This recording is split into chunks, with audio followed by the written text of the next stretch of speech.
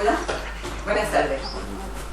El Seminario Galileo Galilei de la Universidad de Granada, junto a Granada Laica y Unilaica, les da la bienvenida a la tercera sesión de su sexto ciclo de conferencias de título global: Libertad de conciencia, filosofía, ciencia y derecho. El invitado de hoy es Ismael Román Moreno. Proviene de un pequeño pueblo granadino, Illora. Licenciado en Biología por la Universidad de Granada, y su afán por aprender le llevó a realizar 378,5 créditos, de los 315 necesarios para concluir sus estudios. Su inmensa curiosidad le condujo a obtener dos reconocimientos: el Premio Extraordinario Fin de Carrera y Premio Nacional. En el periplo de su formación ha realizado diferentes másteres, llegando a acumular un total de 9 másteres becados de diversa índole científica. Algunos de los más llamativos son máster en Virología de la Universidad Complutense de Madrid, máster de Medicina Tropical y Salud Internacional de la Universidad Autónoma de Madrid, máster en Física de Partículas y Astrofísica de la Universidad de Granada, así como el máster en Biotecnología de esta misma universidad. Le encanta divulgar y compartir ciencia, especialmente a los más pequeños, motivo por el que ha impartido diferentes charlas en el ámbito educativo, publicado en varias revistas y comunicado en distintos congresos.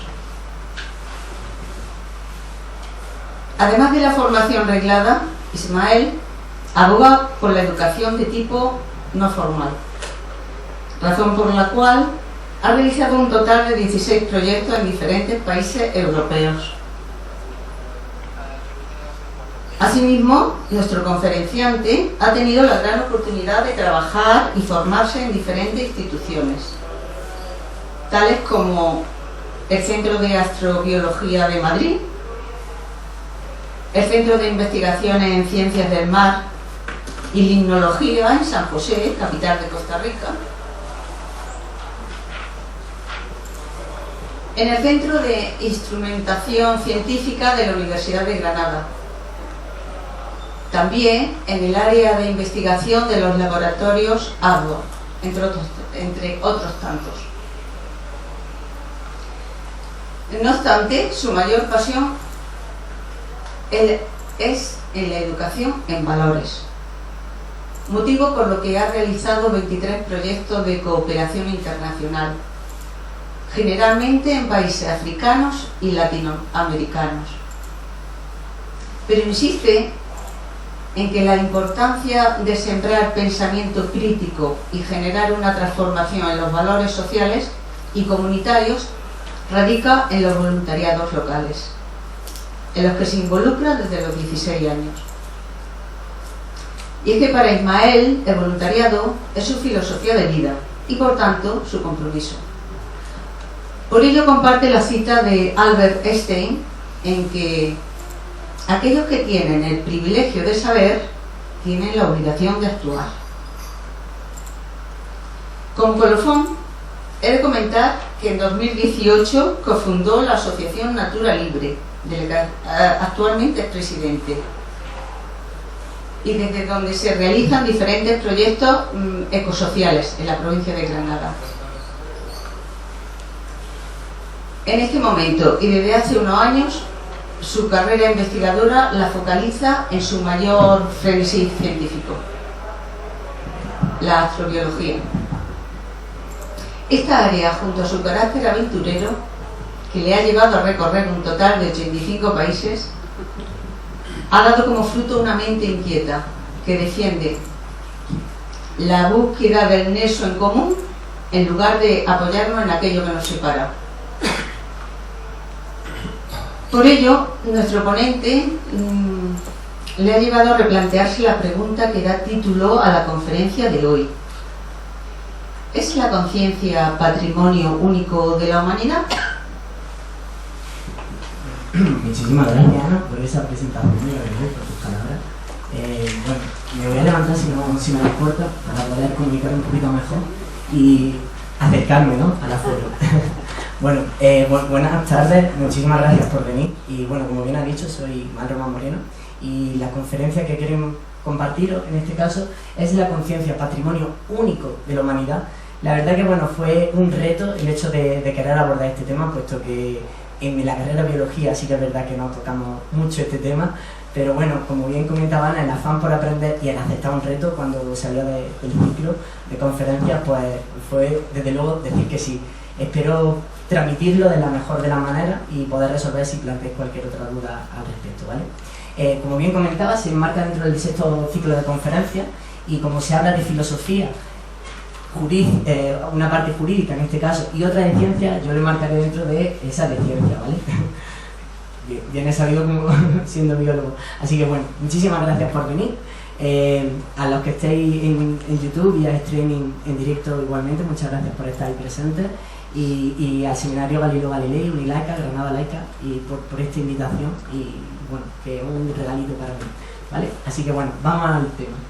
En primer lugar, a mí siempre que estoy en alguna charla me gusta saber que la presentación la puedo tener por si hay algún dato que me genera, me suscita algo de valor, y para tomar nota pues yo siempre digo, ojalá la compartieran directamente. Así que bueno, yo tengo una plataforma que la empecé a realizar el año pasado, se llama Padlet, aquí tenéis el link y aquí también, por si es de vuestro interés podéis descargarla a lo largo de la presentación para hacer la lectura de vuestro teléfono móvil, o bueno, echar una fotografía y tenéis el link para cualquier otro momento que os venga bien, ¿vale?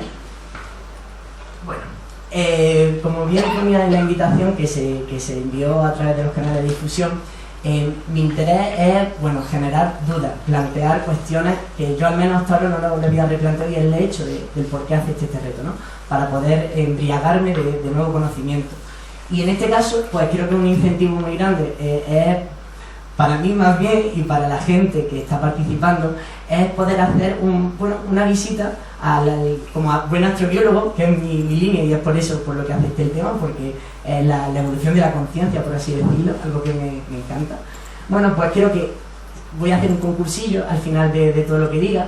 Yo no sé si rondáis los 90 más o menos, arriba abajo, pero si os suena esta estrellita, la de Super Mario Bros., que bueno, en mi año los 90 era una alegría verla, pues quiero que cada vez que veáis esta estrellita, que os adelanto que aparecerá 5 veces, será porque hay una pregunta relacionada con el cuestionario que haremos luego en la plataforma Kahoot. Es muy sencillico, así que no os preocupéis en la utilización de la misma, no tenéis que descargar en absoluto nada, así que bueno, disfrutad, ¿vale? Y luego, si ganáis, nos vamos al Parque de la Ciencia para ver el observatorio astronómico.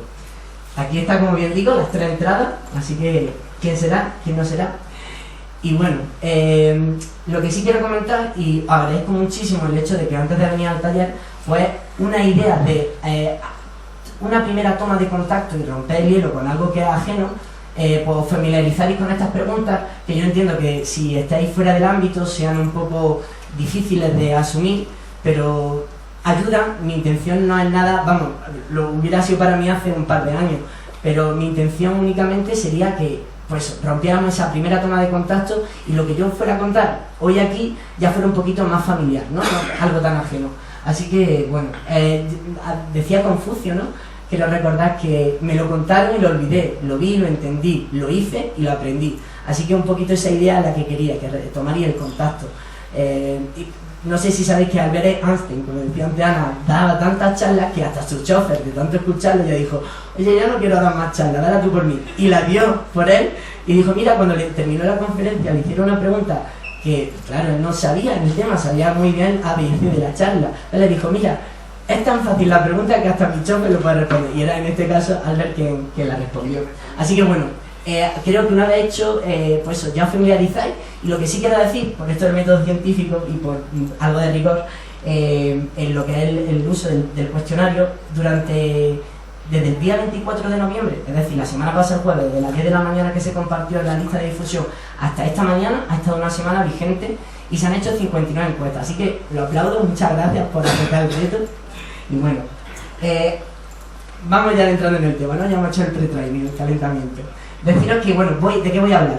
Mi intención era abordar desde todos los prismas que puede presentar la conciencia y poder analizarla, ¿no? Eso era lo que yo pretendía. Así que bueno, espero que no os asustéis mucho y que en cualquier momento, si tenéis cualquier duda, lo que sí os pediría, por favor, que levantéis la mano y digáis, porque más allá de las cuestiones del final, me interesa más que os enteréis en la medida en la que va avanzando la charla, ¿vale? Y si lo preferís, pues al final, como os guste. Así que bueno, este es el esquema que he seguido, lo he esbozado en diferentes, le he glosado 9 puntos, y el primero de ellos sería el objetivo. Y el objetivo en sí es lo que... Bueno, pues el objetivo en sí, como ya he dicho, es profundizar, es decir, irnos a aquello que es desconocido y en ese más allá de entrarnos para realizarnos preguntas. Fuera de la zona de confort, algo difícil a lo que estamos habituados y habituadas, pues un poquito a ver cómo nos desempeñamos. ¿Por qué? Pues mi intención es haceros pasar, no sé si lo voy a conseguir, pero aquí hay una palabra, no sé si la conocéis, clerosclerosis. Cairosclerosis significa estar en un momento en el que de repente te das cuenta que estás siendo feliz y disfrutarlo. Así que si lo hago feliz, yo con eso ya me voy más feliz todavía, ¿vale? No sé si lo conseguiré, pero bueno. Ya me ha dicho Ana, dice antes, tiene un martillo. Tranquilo, que si no soy feliz no pasa nada, ¿eh? No voy a hacer nada con él. Bueno, y bueno, sí me gustaría que con ese objetivo que acabo de decir, Sócrates decía que no puedo enseñarles nada, sino lo único que puedo hacer es enseñarles a que piensen. No enseñarles, hacerles que piensen. Entonces, bueno, pues en eso estamos, a ver si lo conseguimos. Vamos a ello. Introducción. Bueno, en primer lugar hablamos de el concepto, o sea, ahí hay un invitado nuevo, ¿no? Cómo discernir el concepto de conciencia, que yo como soy andaluz muchas veces me como la S, y consciencia, ¿vale? Bueno, pues en primer lugar, la primera cuestión que se planteaba era ¿qué diferencia radica entre consciencia y conciencia? Bueno, deciros que para acortar un poco el tiempo, en este caso no voy a leer las respuestas porque les voy a leer los siguientes epígrafes. Y bueno, deciros que era la última respuesta y ahora la voy a detallar. Voy a seguir una estructura en la que primero voy a hablar de los resultados, que en este caso, pues la mayor de las personas, mayoritariamente, 69,5, que es un total de 41 de las 59 encuestas, así que está aprobado con nota notable, muy bien. La gente sí tiene claro lo que es la consciencia y la conciencia, ¿vale? Bueno, voy a detallarme lo que dice la Real Academia, porque, a ver, no me quiero meter en camisa 7 varas. En primer lugar, decir que desde una perspectiva, la conciencia, que es de lo que yo realmente vengo a hablaros y que no es tan diferente de la conciencia, sería el que una persona reconoce en la realidad, se reconoce a sí mismo y en la realidad circundante que nos rodea y podemos vincularnos, podemos relacionarnos con nuestra propia realidad. Es decir, una forma de identificarnos nosotros en el momento y en el espacio y en el tiempo. Eso sería con ese, conciencia. Por otro lado tenemos lo que es la conciencia, que bueno, sería el reconocimiento en este caso del bien y el mal, pero con la intención de, en esa relación que desempeñamos con la realidad, enjuiciarnos de forma moral, es decir, enjuiciamos la realidad y eso quiere decir que lo hacemos también a nosotros mismos. Entonces esto implicaría un ámbito moral y que cuando se enjuicia moralmente la realidad ya también ocurre que la RAE hace, bueno, una acepción que la conciencia muchas veces, la mayoría de las veces lo que hacemos es cuando hablamos de conciencia también hablamos de consciencia, se utiliza de forma indistinta, ¿vale? Entonces realmente la charla es la conciencia, pero yo quería respetar el ciclo de conferencia, libertad de conciencia, y lo he hecho porque es indiferente. Entonces, bueno, para adecuaros dar un ejemplo, bueno, pues mi conciencia me dice que la libertad es un derecho moral, sin ese. Un ejemplo, esta araña, que se llama la araña escorpión, el Prunus, vive en bosques tropicales. Evidentemente, a ver, levantad la mano a quien le da miedo, la araña o que te mordiese una araña. Sin miedo, hay unas manos discretas, ¿vale? Una hoja guiando, me alegro. Vale, pues nuestra conciencia dice que realmente esta araña debemos de alejarnos de ella, porque sabemos que si hace algo te puede derivar un problema. Por otro lado, cuando hablamos de la realidad, nuestra conciencia nos hace percatarnos de nuestro valor moral, de la conciencia que ejercemos para discernir que eso está mal o está bien. Por tanto, lo utilizamos muchas veces indistintamente, como acabo de comentar. Y ahí está que lo importante es la experiencia, para amplificar, que es lo que dirá al final de todo, para amplificar nuestro grado de conciencia. Y ahí estoy yo, Porque me puse la araña en la cara y es que no hace nada. Los amphibios, los Pyrenees, pues no, somos arañas que no os preocupéis, que no van a hacer daño. Pero claro, están un poquillo lejos, con la de aquí un poquillo más de respeto, ¿vale? Entonces, esto es lo que quería que quedara claro. Ahora, este punto, el punto 3, voy a intentar hacer de forma más integral, holística, un overview, como dije al principio, de todos los apartados que conciernen a la conciencia. Sí que es cierto que voy a detallar en este epígrafe prácticamente toda la charla. Después lo otro son 5 minutos, lo que queda, porque no tienen más. Este es el grosso. Así que despertar, más allá de la estrellita de Super Mario, en cada diapositiva, por si puede ser de vuestro interés, ¿vale? Como dije, todo lo voy a desglosar en 2 epígrafes. Primero hablaré de los resultados del cuestionario que hicisteis y después pues diré alguna literatura, diferentes artículos y me posicionaré en los que son más actuales, 2018 como mucho en adelante y alguno que otro hacia atrás, pero es información súper puntera. Así que esto es, para un científico, alguien que tenga interés en este tema, es canelita en rama, ¿no? Como se dice. Bueno, la segunda pregunta. ¿Es la conciencia patrimonio único de la humanidad? Bueno, pues la respuesta era sí, no, depende y no lo sé. La que más concretamente con un 39% fue un no, lo vemos aquí en rojito. Y evidentemente me alegro mucho, pero veo que otro 39% la gente piensa que sí, que es únicamente humano. Y eso me alegro todavía más, porque esto es una oportunidad para poder compartir una perspectiva que no conocían. Y me alegro mucho, la verdad. Por ejemplo, yo no sé quién de aquí tiene alguna mascota. Yo en mi caso tengo una perrilla, en África. Y los perros en sí, para hacer la distinción que ya hemos hecho, la conciencia de un perrillo o una mascota, yo mi perrilla sabe lo que no tiene que hacer y pone una cara que dice, la he liado, me tengo que esconder. Luego, ética, moral de que lo que ha hecho ya la tiene en sí.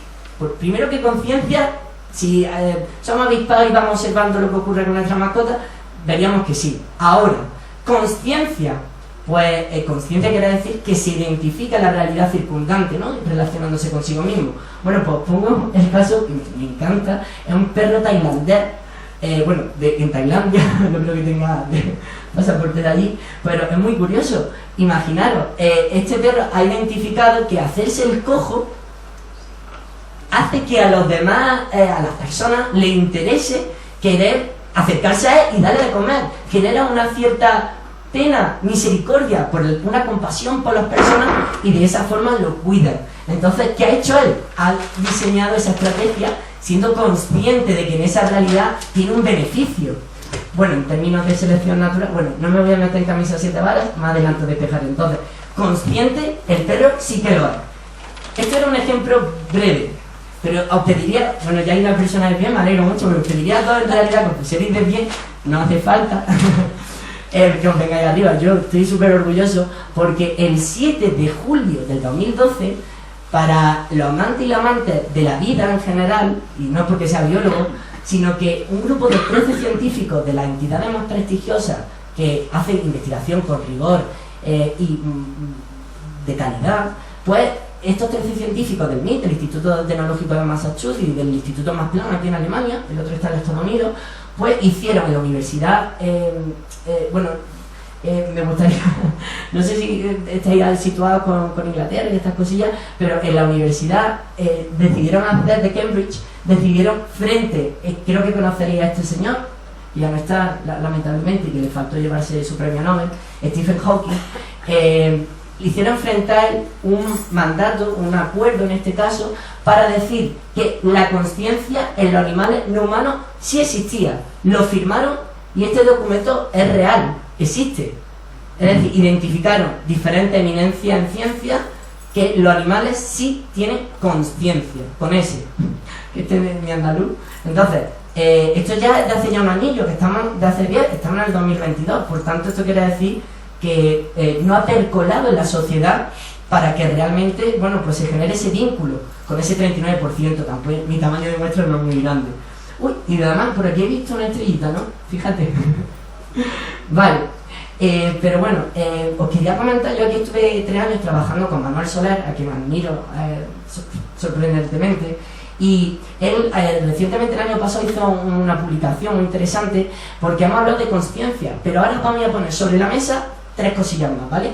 Una es la autoconsciencia, ya no es que concibes tu realidad, sino que tú en ella al relacionarte, en esa segunda parte que yo comentaba anteriormente.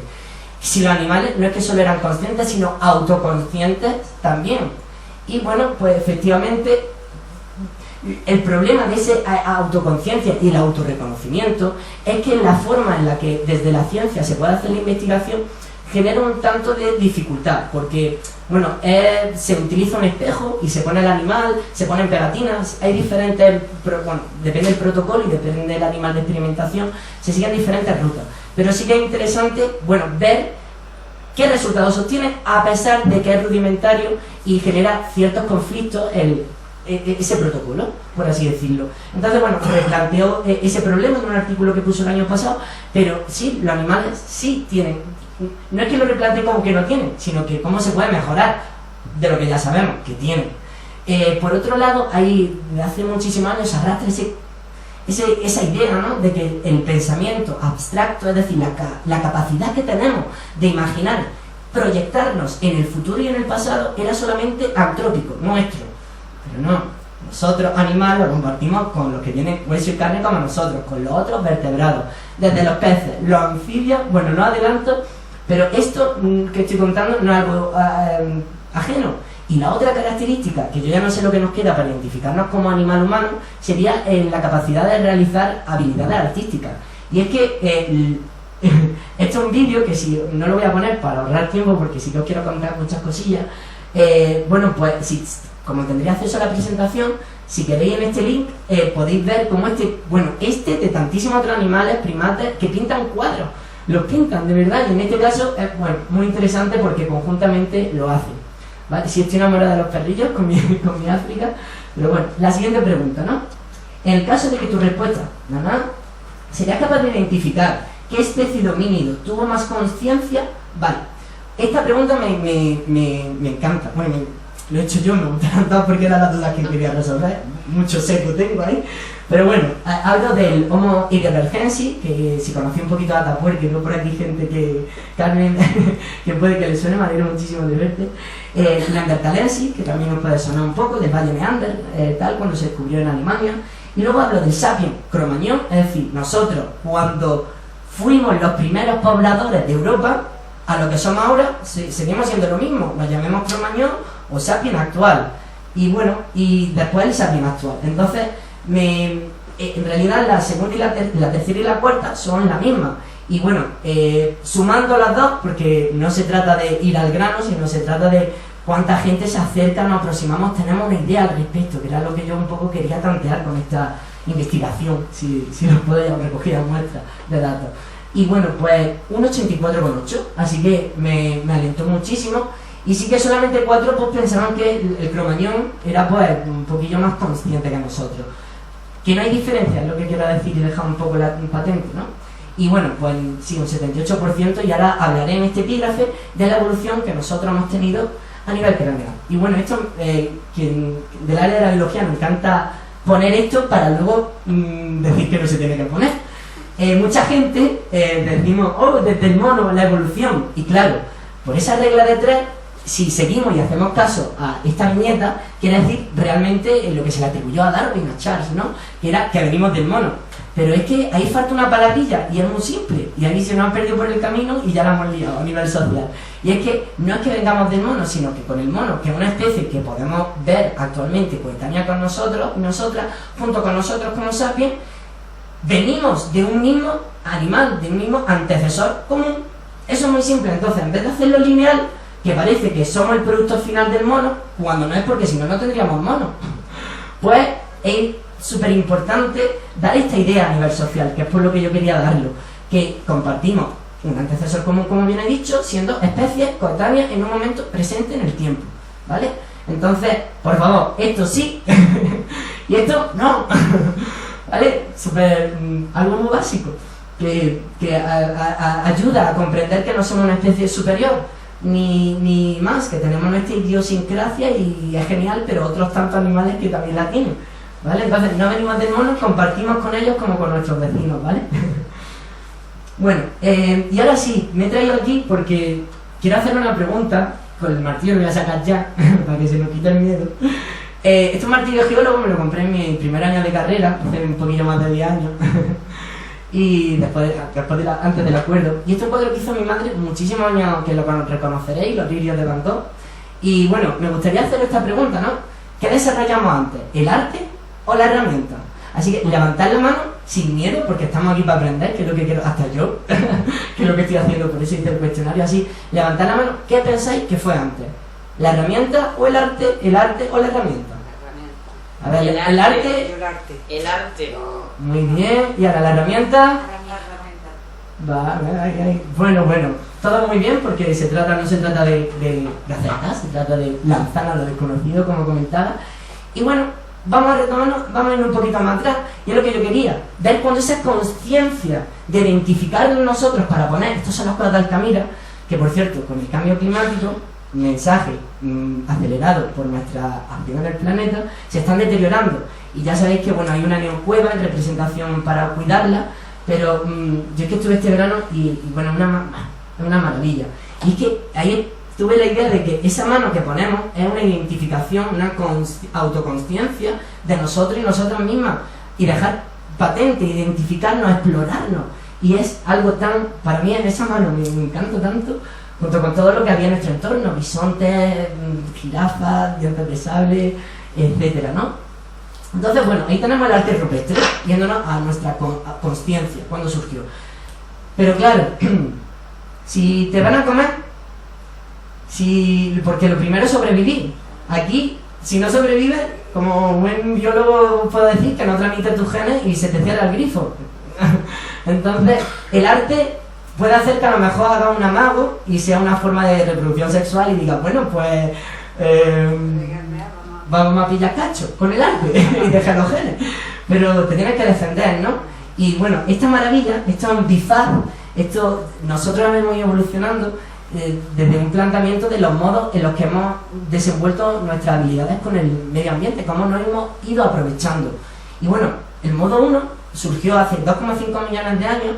El Homo habilis solamente cortó una pieza desde 2,5 millones de años en el Conecito de África, en el Valle del Rift, hasta 1,65, esa distancia en el tiempo, pasó para que se le ocurriera la genial idea de cortarle y darle otro poquito por el otro lado y tener este bifaz.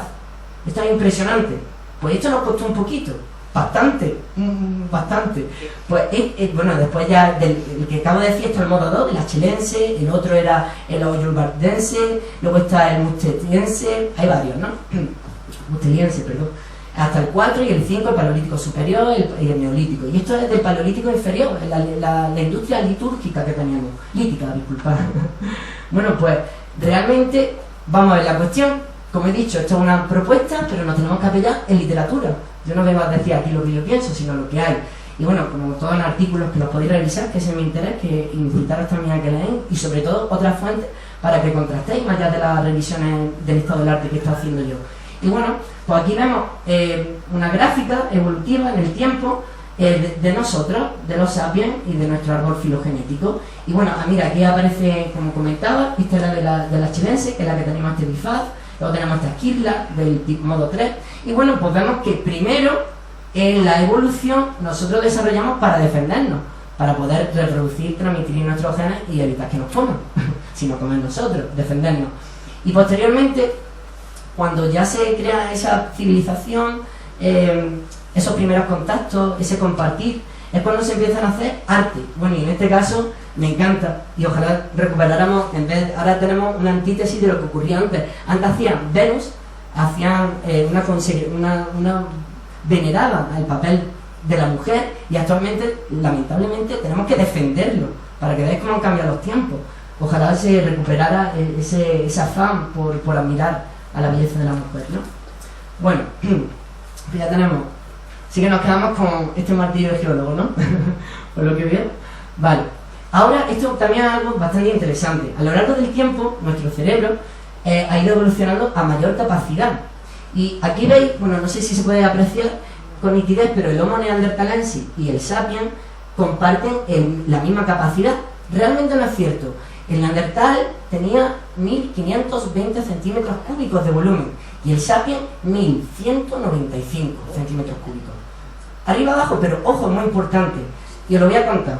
Lo dejo ahí aparcado para decir, porque estamos hablando de la conciencia y cómo nos separamos y quiénes son y quiénes no. Bueno, pues este estudio, que está recién chico del horno, de este mismo año, hace un par de meses, es muy interesante. Uy, además, una estrellita otra vez, que tengo manía de poner estrellas en todos lados. Bueno, pues hay una transquetolasa, que es una enzima, aquí se representa como TKTL1, y bueno, pues azarosamente, como es la vida, se sustituyó un aminoácido de esa enzima, que en vez de tener, en este caso, una lisina, dio una arginina. Y ojo, dentro de la clasificación esencial de los aminoácidos, ellos pertenecen a aminoácidos básicos, con carga positiva, son iguales, solo la histidina, pero esa está quitada. De esos dos nos quedamos con que, oye, que es una sustitución y lo que es la vida. Pues, ¿qué ocurrió? Pues una vez que teníamos esa arginina con las transquetolasas, ¿qué ocurrió? Se empezó a aumentar la síntesis de ácidos grasos y de la ruta de la pentosa fosfato, y eso llevó a que aumentáramos en nuestros neocortes. Y ya estoy dando una pista para la siguiente pregunta.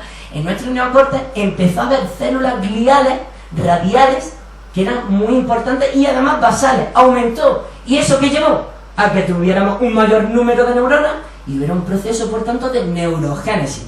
Esa neurogénesis hizo que a lo mejor teníamos un poquito menos de volumen, pero hizo que más neuronas en poco volumen tuviéramos más capacidad de poder pensar, usar la cognición. Al contrario que nuestros queridos primos, de los cuales tenemos un 1 o 2% de nuestro ADN compartido con ellos, de los neandertales, pues como eran más robustos y con ese cerebro tan pesado, tan voluminoso, necesitaba tener más energía, mayor gasto energético. Lo que nosotros lo derivábamos a favorecer, o se favoreció azarosamente la cognición, otros necesitaban suplir la energía para mantenerse. Bueno, oye, eso es lo que nos separó, una sustitución. Yo lo flipo. Bueno, ahora, esto del Smithsonian me gustó muchísimo, y es para que veáis como nuestro cerebro, esa plasticidad cerebral. Lo que estoy intentando es que rompamos esa primera toma de contacto con el cerebro, para que lo conozcamos, ¿no? Bueno, pues vemos que este es el cerebro humano, nuestro sapiens, nosotros y nosotras. Antes de nacer, ya está creciendo nuestro cerebro. Una vez posteriormente crece nuestro cerebro, a los 5, que lo hace de forma rapidísima, luego se va estableciendo hasta los 5 años, que llega a su asíntota y lo hace de forma establecida en el tiempo, mantenida. Seguimos teniendo neurogénesis, seguimos teniendo plasticidad, pero oye, esto es muy importante porque, ¿y si yo os pregunto al aforo, por qué dicen que, ¿y si usáramos el 100% de nuestra capacidad cognitiva? ¿Pensáis que no la usamos? ¿Pensáis que la usamos? Volvemos, no coge el martillo esta vez. Levantad la mano quiénes aquellos y aquellas que piensan que sí usamos el 100% y quiénes no. A ver, ¿quiénes sí? Esas manos para arriba. Muy bien. ¿Y quiénes no? Está la cocina en patio. Pues voy a romper esta idea, este mito, otro mito más que me gusta romper. Y es que, efectivamente, nosotros ya usamos el 100% de nuestra capacidad cognitiva. ¿Qué pasa? Que el rendimiento que nosotros le damos con nuestros hábitos, con la dieta, con el deporte, con el afrontar nuevos retos, el dormir bien, todos esos hábitos hacen que nosotros y nosotras tengamos una predilección por rentabilizar y sacar el máximo provecho a nuestra capacidad. Pero todos y todas tenemos esa capacidad. Más allá del QE, del... Chao, Vila. Gracias por venir. Más allá de lo que sería el coeficiente de inteligencia y todo eso, que son baremos que, bueno, tienen mucha crítica, la verdad. Entonces, es una pregunta que me gustaría, pues eso, de romper ese mito. Por otro lado, ¿cuánta información creéis que nuestro cerebro es capaz de almacenar? Es que tenemos un pedazo de ordenador aquí arriba, que la evolución acompaña de arriba, abajo y por todo el cuerpo, con esos neuromotores, 2,5 petabytes, que es 1.000.000 de gigabytes. Es decir, estamos aquí en los petabytes, es que somos una barbaridad. Si queremos podemos, eso está claro. Y evidentemente con un acompañamiento favorable o no, social, político, económico, eso es aparte. La capacidad está con toda esa alimentación que evidentemente influye todos esos factores. Pero bueno, cierro este apartado. Vamos a la siguiente pregunta. ¿Podrías por favor identificar algún ser vivo que según tu criterio presente consciencia? La respuesta era, en la primera, que se reafirmaba en decir que la consciencia no es un atributo estrictamente humano. Posteriormente, otros primates, aves y pulpos. Bueno, pues he sumado las que serían las correctas, que estamos viendo, que antes he dicho que los vertebrados, pero ojo, aquí ya hemos ampliado a invertebrados, como son los cefalópodos. Donde tenemos también los calamares, que nos gustan mucho aquí en Granada, que los pongan de tapa. Pues ojo. Todo esto que traemos aquí suman 57 aunándolo, si no por separado, de las 59 respuestas reguladas. Pero oye, ni tan mal, por lo menos alguna idea. Eso sí, este 57 enfrentado en su totalidad a un 42,4. Es decir, mucha gente nos reafirmamos en pensar que somos únicos por ser conscientes. Y os comento, antes he hablado de los vertebrados. Vertebrados desde los anfibios, las aves, los reptiles, delfines, elefantes, todos los mamíferos, todo lo que penséis, todo lo que tenga hueso tiene conciencia. No lo digo yo, se dijo en el 2012, acordaros, con la declaración de Cambridge. Posteriormente, en pulpos, como he adelantado, pero ojo, también se sabe que los artrópodos, y hay un montón de investigación actualmente en artrópodos, en drosófilas, en apis, en melíferas, abejas, bueno, que está ahí, se sabe, porque con lo que he dicho de los espejos, de los reconocimientos y todo lo protocolario se puede hacer, pero esto existe. ¿Y qué pasa?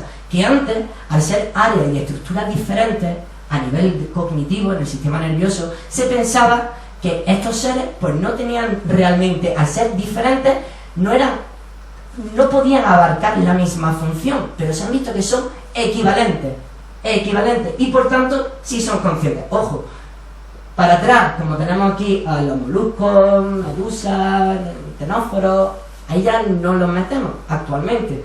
Todas las herramientas que tenemos para analizar el contexto actual.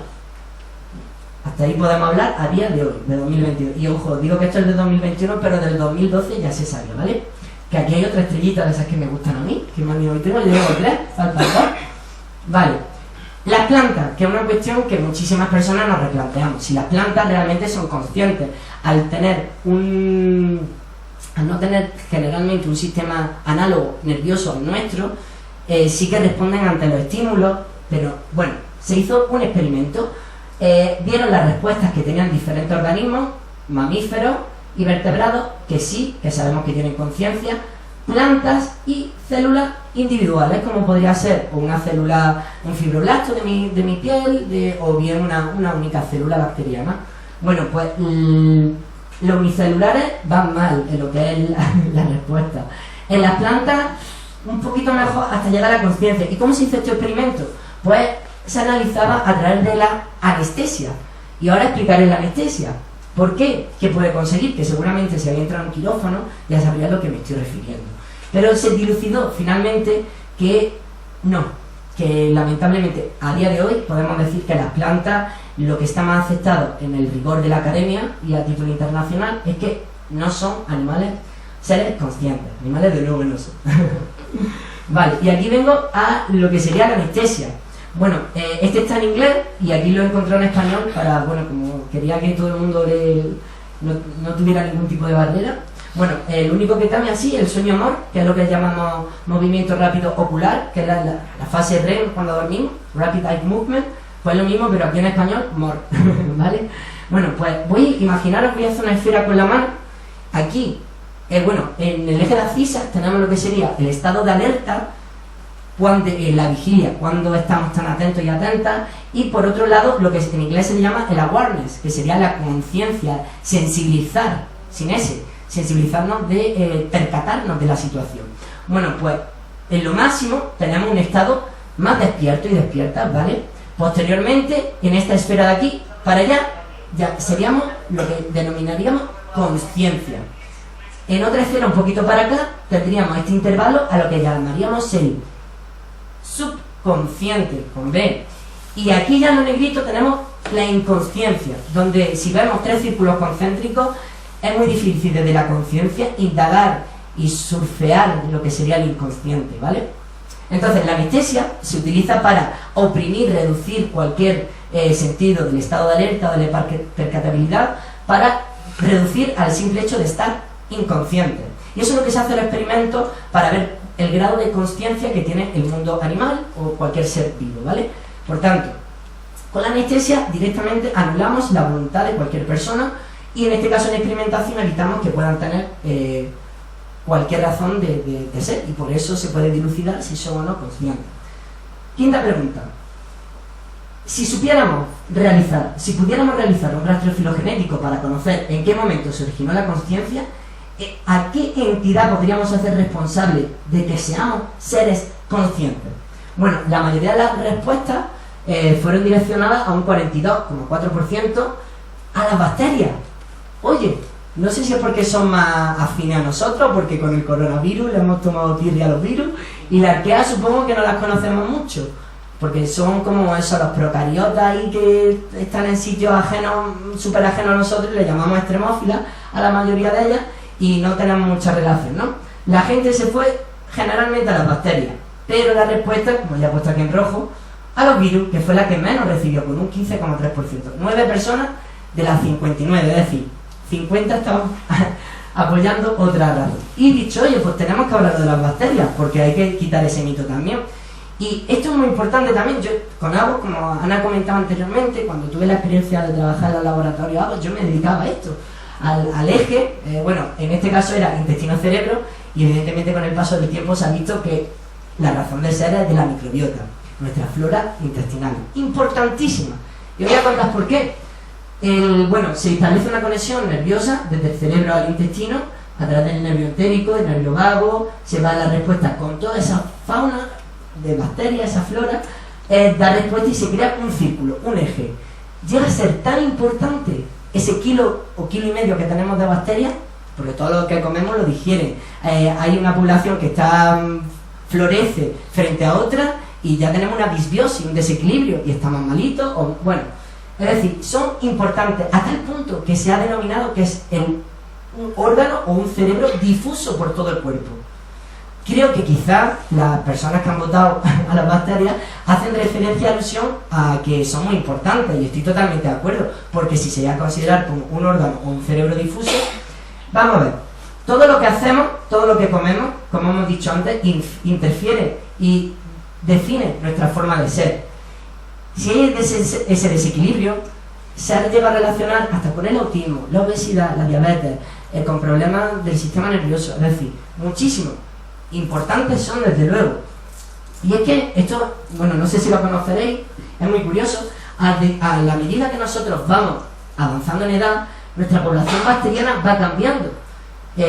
Bueno, no me enrollo mucho en esto, solamente deciros que llega a ser tan importante, para que tengan una idea, que es que no es lo mismo que el parto sea a través de un parto natural, a través de la vagina, pasando por el canal del útero, embriagándose ese feto, ese bebé, con toda la población de bacterias que tiene la madre, que si se hace por cesárea, porque no es la misma población de bacterias y se correlaciona. De hecho, ahora lo que se está aplicando como una estrategia es embadurnar al bebé con un pañuelo. Si va a nacer por cesárea, a la madre le ponen el pañuelo para que se impregne de su comunidad y de su flora, para cuando el niño nazca, embadurnarlo de esa población que lamentablemente hacer por cesárea, bueno, o menos más que al menos puede nacer, bueno, pues se impregnen esas bacterias. Imaginaros qué importante es todo, esas bacterias en el momento en el que nacemos. Determina prácticamente quiénes somos, seremos.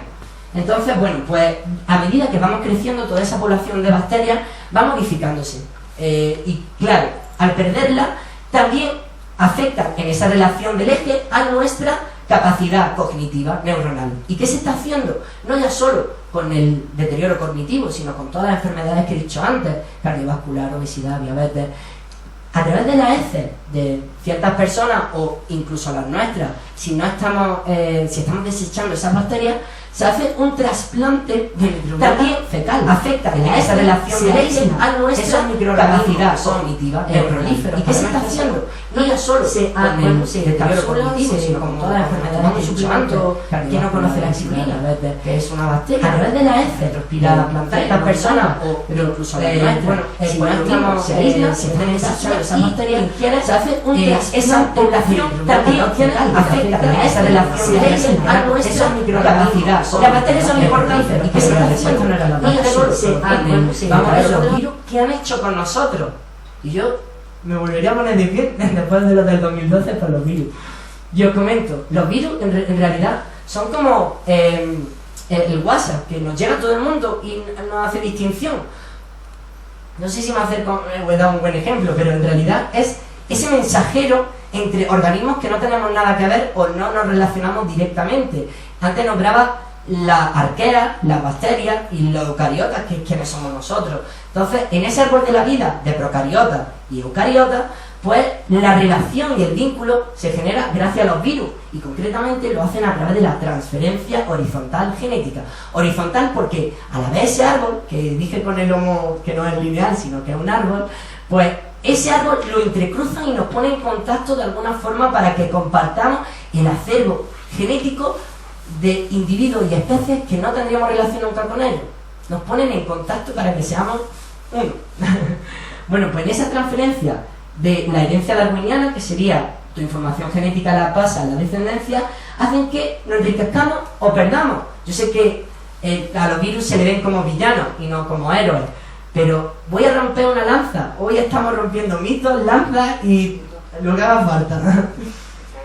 Pero aquí esos tres superdominios, reinos, que se hicieron en el 78 con un análisis molecular de ARN ribosómico, pues se vio que había, pues lo que acabo de comentar, esos tres dominios, ¿no? Las arqueas, las bacterias y los eucariotas. Los virus, que aquí, como podéis ver, hay 7 diferentes. Y estos 7 diferentes, porque si yo hago una pregunta de qué material genético tenemos nosotros, a lo mejor pues la pregunta es un poquito más ajena, pero si la respuesta os digo que es el ADN, que todos y todas tenemos ADN como base de transmisión de la información genética que albergamos, estoy de acuerdo. Pero es que los virus hay 7 porque han hecho una estrategia chulísima. Han dicho que tú tienes uno, pues yo tengo de todo, pero de todo. Es que en el Baltimore hizo una clasificación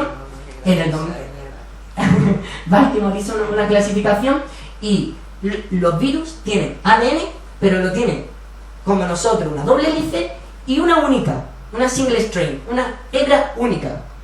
Después tenemos RNA, pero es que el ARN o el RNA, indistintamente sea en español o en inglés, puede ser doble de cadena positiva y de cadena negativa. Es decir, empiece por una forma o de otra, pero es que además Richard Lindsay se inventa más cosas, es una pasada. Bueno, se la inventa, no literalmente, hablamos de biología.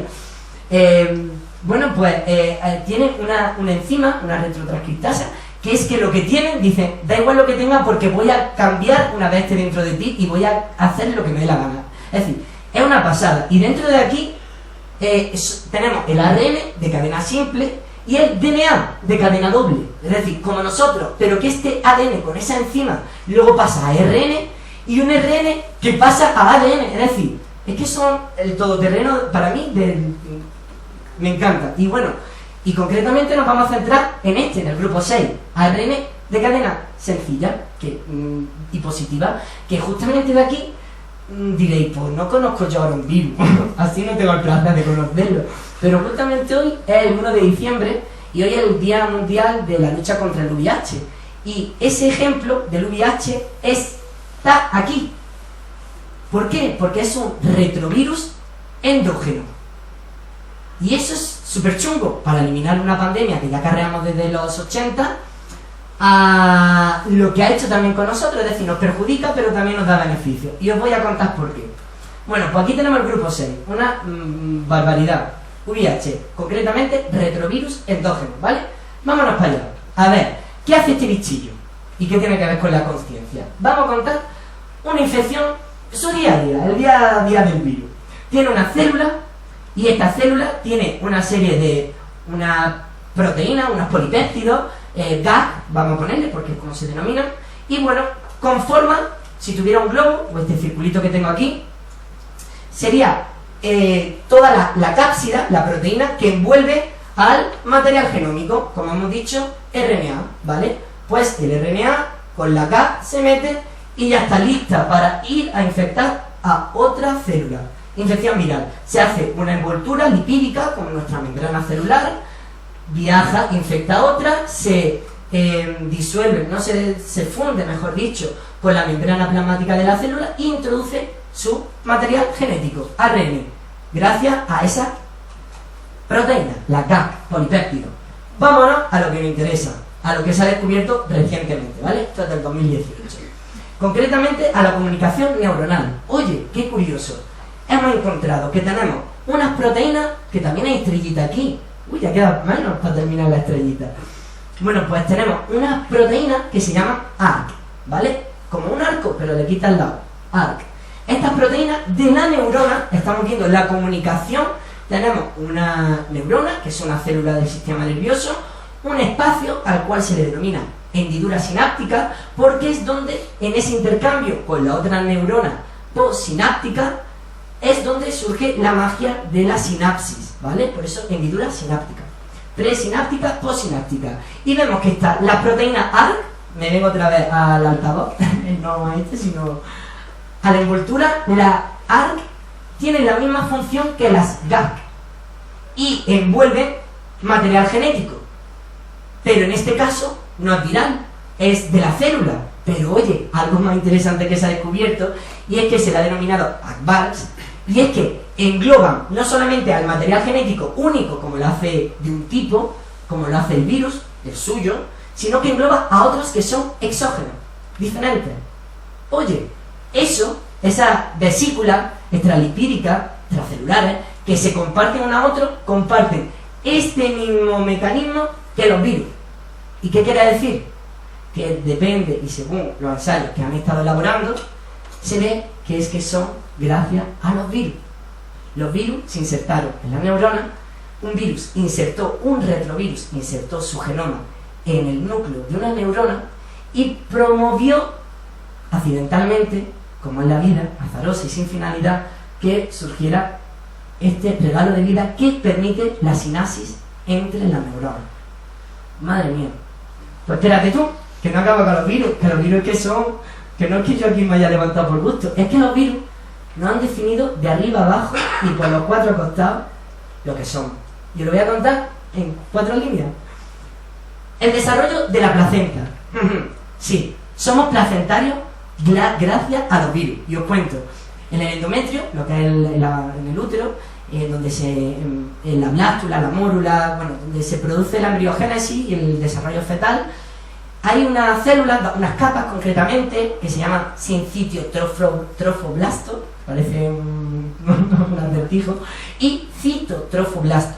Bueno, pues ahí, en esas células, también se insertó un retrovirus endógeno. ¿Y qué hizo una vez se insertó?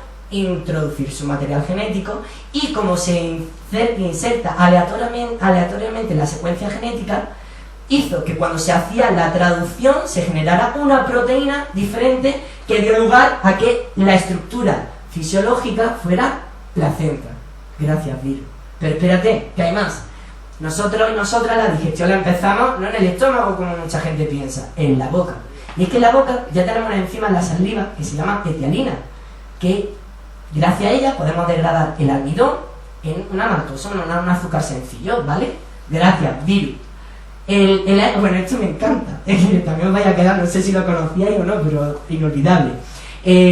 Nosotros, cuando nos atrae una persona, independientemente de su condición sexual, nos atrae, nosotros olemos. Y nos gusta más, nos gusta menos. ¿Y eso a qué se debe? Bueno, pues nosotros tenemos un complejo principal de histocompatibilidad, es decir, es como el first day del sistema inmunitario, ¿vale? El flechazo, hueles a alguien y te embriagas, o hueles a alguien y te echa para atrás. ¿Eso qué quiere decir? Bueno, por eso camuflamos con colonia nuestro olor para gustar a más personas, para engañar lo que los virus nos dieron. Y es que nosotros, dentro de ese complejo principal de histocompatibilidad, el MHC, hay un antígeno leucocitario humano, ¿vale? Que sería el HLA, y gracias a él nosotros y nosotras podemos oler a una persona y que nos repulse su olor o que nos atraiga, porque quiere decir que su acervo genético y el nuestro son diferentes y por tanto a la hora de gestar y hacer esa meiosis, el compartir nuestra información genética con el feto o el bebé que se tendría, pues bueno, pues los virus nos ayudan a hacer flechazos. Gracias, virus. ¿Es qué? Pero espérate, que es que le debemos más. Este P53 es una proteína, pero no una proteína cualquiera. Se le llama el guardián del genoma. Y ojo, ¿eso qué quiere decir? Que cuando una célula empieza a reproducirse de forma anómala, a lo que le denominamos cáncer, ya sean genes MYC, una célula se está reproduciendo de forma descontrolada, se sale de su ciclo celular. Y aquí tenemos esta proteína que dice, te suprimo, te castigo. ¿A quién se debe? A los retrovirus endógenos. Clase 6. Así que yo le aplaudiría, pero le vamos a aplaudir un poquito más porque la clase 7, que tenemos estos, los de DNA, que son como los nuestros, ADN de cadena doble. Pues, espérate, que no es que nos ayuden a que nos desenvolvamos en la vida, es que además constituyeron la vida que somos, que conocemos. Y esto es un estudio muy interesante, porque hay virus que son enormes, gigantes, a los que se le llama, NCLVD, que son como virus grandísimos, con mucho ADN y citoplasma, ¿vale? Y estos megavirus, por así decirlo, hay uno que se llama Medusavirus, lo han puesto. ¿Conocéis la historia de Medusa? Cuando la miraban y al embelesarte te dejaba petrificado y en roca. ¿La conocéis, no? ¿Sí, no? Se le ha puesto Medusavirus. ¿Por qué? Porque estos virus hicieron que en un contacto con la célula, en este caso, me he traído aquí un fósil, que no es un fósil cualquiera, es un fósil real, un estromatolito. Esto es una virguería para los que nos gusta la paleontología. Es el primer registro fosilizado del individuo, no de su metabolismo, de sus huellas, no, real, estromatolito, gracias a este virus. ¿Por qué? Por eso le han puesto Medusavirus, porque en el contacto generaba una capa que petrificaba y, ojo, dio lugar a la fosilización, como vemos aquí, pero también a que la célula se fuera quedando unida una a otra y de organismo unicelular, como era esto, una colonia, se hicieran colonias siendo multicelulares, hasta posteriormente la pluricelularidad con diferentes funciones. Somos eucariotas gracias a este mecanismo que se descubrió en el 2019. Otra pregunta. ¿Qué órgano de nuestras células, las neuronas, puede tener capacidad para albergar la conciencia? Bueno, aquí la verdad que he puesto todo en rojo porque es que esto es un mundo para actualmente, y os animaría de verdad a todos y a todas a que si queréis investigar y no obtener un Nobel en fisiología, sino a dar un gran avance y progresar a la civilización humana, sería extraordinario. ¿Por qué? Y os cuento. Las respuestas fueron dos. Sería un 64,4%. Si las juntamos, vemos que serían el citoesqueleto. Han votado muy poquito, concretamente 2 personas. Y un 61% que la conciencia no se localiza a nivel intracelular. Y disculpad que no leo las respuestas, tendríamos núcleo, mitocondria, citoesqueleto, o la conciencia no se localiza a nivel intracelular. Intra dentro de la célula, sino que sería intercelular, entre las células. Y os voy a ir a la primera, que es la más, como veis, es la que primero se ha votado más, con un 61%. Bueno, pues vamos a ver. Aquí tendríamos el cerebro, el encéfalo. Pero es que es muy curioso porque nosotros, la conciencia de la realidad no nos viene solamente por el entramado de un único orgánulo, o una neurona, una célula especializada, no. Quiere decir, según esta hipótesis, quiere decir que nosotros cuando escuchamos, nosotros estamos percibiendo una realidad. Cuando vemos, la acompañamos o no, según esté o no alterado nuestra estructura funcional. Pues todo generaría un entramado, y no solamente de células neuronas, sino todo lo que da sostén y mantenimiento a la neurona, que es enorme, empezando por los astrocitos, las células de glía, los oligodendrocitos, las células de Schwann, es decir, una barbaridad de cosas tenemos ahí dentro. Y lo que respalda que la conciencia sería como toda la interconectabilidad que ocurre en todo el nivel cerebral, ¿vale? Ahí lo dejamos aparcado. Por otro lado, ¿qué tenemos? Y es donde voy a ir, al citoesqueleto. Pero os voy a comentar desde un principio. Como he dicho, el árbol de la vida, bacterias, arqueas. De la arquea, nosotros somos una escisión de la arquea, somos un poquito arqueanos, y de ahí surge esta rama en la que las bacterias dan lugar a la endosimbiosis, que Lee Margulis ya postuló. Y en esa endosimbiosis, bueno, no es que tú abras una puerta y veas una habitación vacía, ahora os comentaré cómo es realmente una célula, pero en esa endosimbiosis dio lugar a que un organismo entrara dentro de otro, y de organismos unicelulares, como lo que hemos visto anteriormente con lo de ahora, ya surgieran organismos que tuvieran la misma función independientemente de su orgánulo, pero estaban contiguos, vivían juntos, multicelulares, muchas células con la misma función.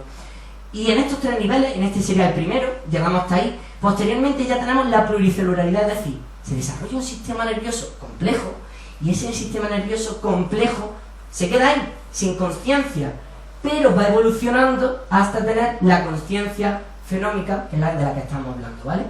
Como ya hemos dicho, los artrópodos, que son crustáceos, los cefalópodos, y los reptiles, que son vertebrados. Pero claro, ¿cómo ha llegado todo esto hasta este nivel reconocido en el argot de la ciencia? Gracias a esta endosimbiosis. Pues venga, os voy a comentar. Cuando vemos una foto de una célula, muchísimas pensamos que la célula es así, redondita, con sus orgánulos por ahí, su retículo endoplasmático, unos lisosomas, un centriolo, una cosa muy bonita. Y es así. Pero si detallamos y afianzamos un poquito más, al agudizar, vemos que no es un espacio opaco sin más. Es un entramado de red tubulares del citoesqueleto impresionante. Concretamente yo diría que son como las autopistas celulares. Y detalle, dentro de todas esas tiene que haber se disciernen tres tipos, tiene que haber una clasificación. Uno son los microtúbulos de actina, que serían estos pequeñitos de aquí, ¿vale? Son microfilamentos de actina. Luego tendríamos unos filamentos intermedios, estos de aquí, y luego los importantes, los microtúbulos, para ver en esas dos respuestas por qué. Y es que este tiene respaldo de dos vías: del modelo de base celular que explica la consciencia, por un lado, y por otro lado tendríamos lo que Penrose, que ya por alusión lo comentaré ahora, estaba en el texto, y alusión me refiero porque José María Agüero, Chema, comentó, habló en su charla del ciclo de conferencia, habló de Penrose, así que dice, no, ya le tocaréis mal, me ha tocado. Bueno, él se apoya en estos microtúbulos, y algo que quiero que tenga muy importante, porque luego hablaré de ellos, son dos moléculas diferentes, dos monómeros, y esos dos monómeros tienen, son monómeros de tubulina, y como son diferentes, alfa y beta son heteromonómeros, ¿vale?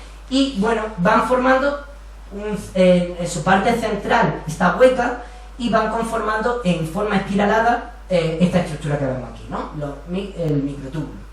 Bueno, y estos microtúbulos con lo de la endosimbiosis y con las neuronas, ¿qué tienen que ver? Pues vamos a ver. Aquí tenemos el funcionamiento, tenemos el cuerpo neuronal, ¿vale? Aquí donde está la neurona, esta redondita que hemos visto antes, pues concretamente la forma, la fisiología que tiene en nuestro cerebro sería así: una cabecita, un cuerpo neuronal cubierto de unas dendritas que reciben información y que transmiten a través de su impulso eléctrico. Esto sería un nódulo de Rambier saltatorio, va saltando el impulso eléctrico a través de su axón. ¿A dónde? A otra dendrita que recoge y libera la información por el axón. Recoger y liberar, fácil. Bueno, pues esos neurotransmisores que hacen el contacto entre neurona y neurona se mueven gracias a esa red de microtúbulos, cuyas funciones son bastante simples. Bueno, si tenéis la oportunidad de ver un vídeo, son muy graciosos porque hay unas proteínas, la quinesina, que van moviéndose como si fueran dos piernecillas a lo largo de esa autopista recogen energía, etcétera, convierten la energía química en mecánica, una maravilla, que somos súper complejos, de verdad. Y luego, dan la forma a la célula, tienen diferentes funciones, ¿no? Y son importantes. Y es que esos neurotransmisores, esa endosimbiosis, ese contacto que hace, circula a través de esa red de microtúbulos. ¿Habéis quedado con la idea esencial, no? Vale. Ya hemos acabado esa pregunta. Antes hice la 7, me paso a la 6 y ya quedamos la 8, la 9 y la 10. ¿Qué estructura de nuestro cerebro se piensa que puede dar soporte y permitir el desarrollo de la consciencia? Bueno, pues eran varias respuestas: la corteza prefrontal y la corteza cingulada, la amígdala y la red neuronal por defecto, el núcleo supraquiasmático, que esto en realidad es donde está la amígdala y podemos ver, bueno, es donde la melatonina, que seguramente os suena, se libera para regular y hacer que el ciclo vigilia-sueño y estar más o menos atento a lo largo del día, dependiendo del ritmo circadiano. Bueno, eso no tiene nada que ver. Y la conciencia se localiza en todas las células de nuestro cuerpo. Quizás esto era en relación a las bacterias, que como quería ver, o que directamente son un ente que en homeostasis, que tiene una misma función, que es la coordinación. Yo lo puse por ahí. Y bueno, evidentemente hay un consenso bastante alto, de 59-40 personas, un 67,8%, que efectivamente dicen que se encuentra en la corteza prefrontal. Pero os recuerdo que decíamos que no, esa nueva, que esto forma como de lo más novedoso, todas las teorías que os comentaré en esas futuras perspectivas al final, y es que todo el cerebro, no todo el cuerpo ni todas nuestras células, conforman y dan valor a la información en esa interconexión. No estaría en una intracelular, sino estaría en todas las, concretamente en Broca, en la parte visual, en el occipital, en la corteza prefrontal. Pero bueno, eso es una idea. Y aquí está la otra, con la última estrellita. ¿Dónde se localiza la conciencia? Bueno, pues veríamos que esto sería la corteza cingulada, el tálamo y el córtex prefrontal. Pero, tirando de lo que acabo de comentar, aquí en el occipital, ¿vale? Esta parte de aquí, es donde estaría importante, con la estrellita, los correlatos neuronales de la conciencia. Algo que se ha visto muy recientemente, este es del 21, pero ya se había descrito anteriormente por todas las teorías o hipótesis que van diseñándose en este ámbito y área tan desconocida como la conciencia. Y bueno, tendríamos esas 4 áreas, por así decirlo, ¿vale? Y cerramos esta pregunta. Y esta sí que me interesa porque es más moral que científica. Y os digo, si la genética pudiera identificar el cromosoma, que ojo, lo que he comentado antes, el ARC, tanto en ratones como en humanos, se sabe dónde está, en qué cromosoma. Quiero recordar, el ratón el 7 y en humano el 9, o viceversa. Entonces, si la genética pudiera identificar el cromosoma que contiene la información para la expresión y el desarrollo de la conciencia, ¿con qué intención se modificaría la regulación y producción de dichos genes? Y aquí he puesto 4 supuestos, que quiero que abráis muy bien el canal timpánico y escuchéis esta información. La primera, aumentar el grado de conciencia del individuo para mejorar la calidad de vida. Mejorar nuestro acervo genético como especie para potenciar y progresar nuestra civilización. Conocer los grandes entresijos del vasto cosmos para poder avanzar en la exploración espacial y aplicar el conocimiento e integrarlo para solventar los problemas que nos atañan actualmente, tales como el cambio climático, las enfermedades, la desigualdad.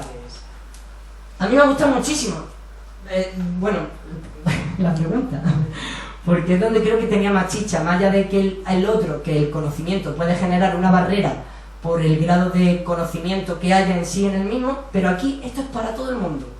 Y bueno, pues me gustó mucho y me alegré más aún de la respuesta cuando vi que en un 52,5%, 31 personas, votaban por la opción más acorde a lo que yo traía a debatir. Y os comento por qué de todo esto he escogido una opción y la defiendo. Y voy a ello. Empiezo por lo que es, para a mi entender, os quiero transmitir, comprensible. No hay planeta B. Aquí tendríamos el último escenario, ¿no? Proteger todos los problemas que nos atañen a nivel medioambiental. No sé si conocéis a Lovelock, Jane Lovelock, en el 69 empezó a diseñar una hipótesis de que como la Tierra se autorregula en homeostasis en todo lo que es la salinidad, el equilibrio químico en los océanos y la temperatura, tratábamos a la Tierra, o se trata en base a esta hipótesis, como un organismo vivo, científico. ¿Y quién lo respaldó? Lynn Margulis, la misma que comenté anteriormente, que dio su fruto en la teoría de la endosimbiosis. Vale. Además, estaba con la idea, dice, pero es que no sé, tardó 10 años, hasta el 79, que lo terminó de publicar y le puso el nombre que le dio un amigo de él, Wilson, creo que se llamaba de apellido. Y le dijo que Dice, bueno, como es la diosa de la tierra, ¿por qué no le llamamos como la diosa griega Gaia? Ahí está Gaia, que seguramente muchos y muchas conocéis. Bueno, pues, vale, sabemos nuestro planeta, ¿vale? Es un ente, nosotros formamos parte de él, tenemos responsabilidad y conciencia de lo que nos da cobijo, tenemos que protegerlo. No hay planeta B, estamos aquí. Otra cosilla, que como bien decía Ana, yo en el mundo de la astrobiología me desenvuelvo con mucha pasión, es la exploración espacial. Y es que quiero concatenaros una idea que hemos hablado antes, de que era primero el arte o la herramienta. Nosotros y nosotras lo que nos hace estar hoy aquí fue el hecho de movernos, de la vida en movimiento, y eso creo que es difícil de negar, porque aunque estemos quietos, nuestras células se mueven, siempre hay un impulso eléctrico, químico, la vida en movimiento, los electrones en la misma molécula, ¿no? En los átomos, disculpad. Entonces, con lo de la herramienta, que creo que es aquello que nos puede dar valor distintivo frente a otros animales, es el que esa exploración ha hecho que nos adaptemos a otros ambientes, pero es que el último recurso que tenemos, que otros animales, después de lo que estoy hablando hoy, que ni pensamiento abstracto, ni arte, ni el autorreconocimiento, lo único que quizás nos puede dar esa distinción sea la exploración. Y hasta tal punto que los tardígrados y Radiococcus, Radiodurán y todas esas bacterias que puedan estar en el espacio, que nosotras la hayamos impulsado, es debido antrópicamente. Pero somos únicos que con voluntad y decisión podemos salir ahí fuera y buscamos la herramienta. Hasta ahora los monos, los primates, chimpancés, se ve que utilizan balas para coger termitas, son su herramienta. La transmisibilidad se ha visto en estudios, pero esto creo que es único. Y es que en el 64 Nikolai Kardashev dijo, oye, el ser humano únicamente se puede discernir por cómo desarrolla la tecnología para obtener y explotar la energía. Y hizo una clasificación de 3 clases. La 1, que es que explotamos la energía de nuestro planeta. La 2, que solamente obtenemos la energía, solamente, del sistema planetario, y, es decir, de la estrella, en este caso nuestro Sol, y de cómo sacamos rentabilidad de ello. Y 3, que sería de toda la galaxia. Y dijo, oye, y quiero sacar esto a colisión, porque a lo mejor la consciencia no es un rasgo supremo, que sí que nos permite avanzar y conseguir estas cosas, pero ¿y si una vida alienígena, extraterrestre, no terrícola, sea, bueno, si en términos de unicelular, de bacterias, poco podríamos decir, pero ¿y si ese organismo realmente tiene otra capacidad superior o diferente, que en sí es diferente, a lo que nosotros tenemos como algo supremo, que es la conciencia, que es la inteligencia? Pues bueno, él dio esos 3 escenarios, incluso representó en una gráfica, hizo una representación. Nosotros y nosotras como especie solo albergamos y tenemos un potencial de 0,73, un poquillo.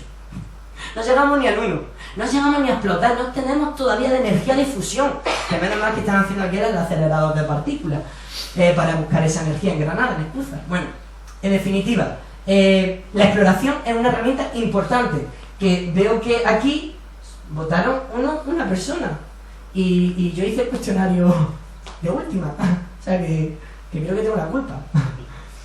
Entonces, estos dos son como los más prolíferos en lo que sería esa capacidad de aumentar o no nuestra conciencia.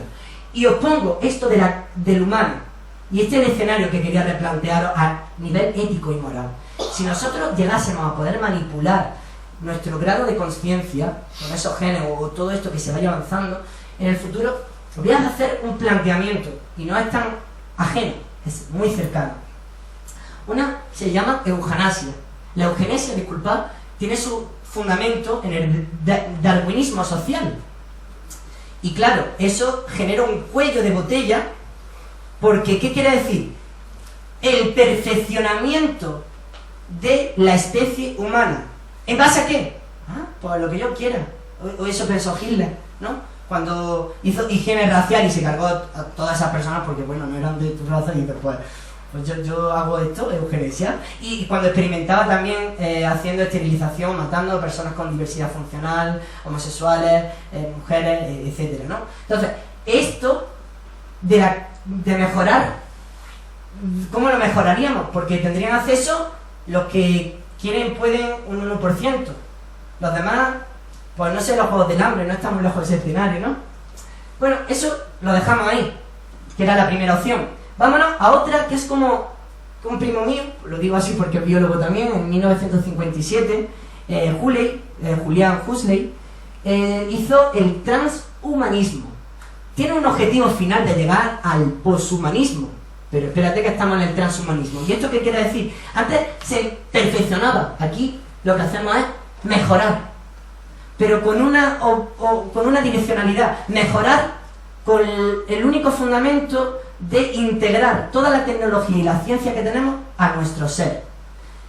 Quizás si os digo lo de las prótesis, incluso los marcapasos del corazón, a nivel extremo, ya se consideraría que es una fusión de tecnología y humanidad, lo que posteriormente se ha denominado como cyborgs, hablando claro, cyborgs o cyborgs.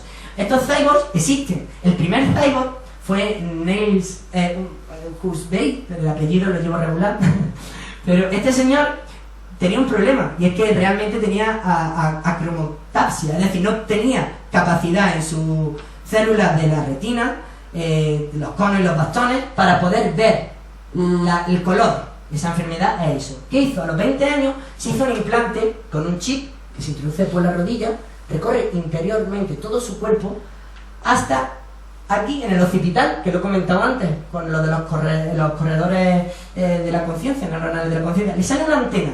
Esa antena le ayuda, y ojo al dato, a ver no solamente los colores, porque los colores tienen una frecuencia, vibran. Toma el color y lo transforma al sonido, y es lo que le ayuda a percibir el color. Pero no solo el color, sino la luz ultravioleta, la puede ver, y la luz infrarroja. Es decir, ahí sí hemos aumentado, no hemos seleccionado en base a un canon, si hemos hecho... Pero claro, volvemos a lo mismo. ¿Quiénes podrán o quiénes tienen acceso a? Todo esto son problemas éticos que replantear el mejorar o el tener el control, como ya se tiene con ingeniería genética y tantas otras cosas, y que, genial, pero desempeña y alberga una responsabilidad, lo avance con la implicación ética. Y bueno, lo dejo ahí, ¿no? Entonces, yo creo que donde estamos, que sería importante organizarse bien, ¿no? Entonces, bueno, yo este era un tema que sí que quería traeros aquí sobre la carta. La penúltima pregunta. ¿De acuerdo? Y bueno, esto lo hago con alusión con lo que me contaban antes de Penrose, premio Nobel en el 2020, por su descubrimiento junto a otros autores, por el agujero negro en Sagitario A, en el centro de nuestra galaxia. Y que ahí, como ya sabéis un montón de los microtúbulos, como he comentado antes, la pregunta, ya para que nos situemos un poquito. De acuerdo con ciertos investigadores, la conciencia podría explicarse en términos de física cuántica o mecánica cuántica. ¿Qué argumentos a favor respaldan la hipótesis de la conciencia cuántica? Vale, las 4 respuestas. Los dímeros de tubulina permiten el entrelazamiento cuántico. Las proteínas asociadas a los microtúbulos permiten estados superpuestos que colapsan la función de onda, superposición cuántica. La alta temperatura a nivel local. La opción A y B son correctas. Bueno, esto, los tipos T, cuando se pone que A y B son correctas, quiere decir esto, que van por ahí los tiros, ¿no? Bueno, pues he sumado todo, será una de las mejores respuestas, con un 95%, siendo la más respondida la opción A y B. Me alegro mucho, dando por contabilizando las otras dos como buenas. Me alegro muchísimo. Vamos a ello, que esto de física cuántica es súper fácil, explicado para nosotros y nosotras. Aquí tenemos microtúbulos. Bueno, en principio voy contando de los experimentos de la anestesia, que importantes son. Pues claro, Penrose, premio Nobel, y os cuento esto no solamente porque Chema lo hiciera alusión en su primera charla, la charla de apertura, sino lo traigo porque quiero que veamos que aunque seas premio Nobel, aunque lleguemos donde llegamos, tenemos el beneficio de seguir aprendiendo y poder equivocarnos y cometer errores, pero hay que lanzarse. Y yo pongo en valor el hecho de ser creativo y querer responder cuestiones. Y Stuart Hameroff, que es anestesista, y Penrose, físico, bueno, pues hicieron esta hipótesis que no tiene mucha cabida en la comunidad científica, pero lo cuento porque es un dato, y más que un dato es un valor que quiero poner aquí hoy a la luz. Los microtúbulos, que ya los conocéis muy bien, ¿verdad? Os suenan, son familiares, los que hemos hablado antes, con esos heterodímeros de tubulina, alfa y beta. Imaginaros, si tú juntas dos bolas, en este caso, una bola y otra, queda, y si ponemos aquí 4, quedaría un espacio, unos nanoporos.